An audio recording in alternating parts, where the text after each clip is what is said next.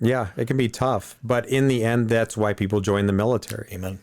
That we have a term called esprit de corps, right? It's that unit cohesiveness. How do you bring people in? How do you connect somebody to a vision? Well, the military does this very well, and the Marine Corps, I think, does it the best. I agree with that statement. And the way they do it is they make it hard, they make it merit-based, and then they have a singular vision about what you're supposed to be doing. That's how. It's very simple. I think DEI makes everything so complicated. Nobody even knows what it is. That's even the argument on the left is like the Republicans or the conservatives are saying this and this about DEI. Well, because it's so squishy, it has no meaning. It's nothing. There's no education.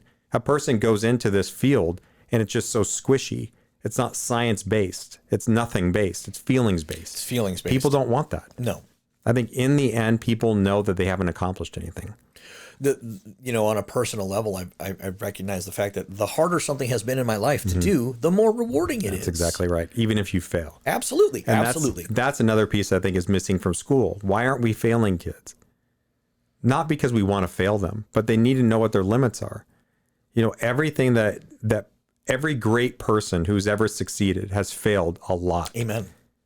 Martin Luther King was one of those very folks, right? He succeeded greatly, but he also had a lot of personal failings too. Michael Jordan, we look at the athletes of today, look at some of the politicians of today. They had great failings.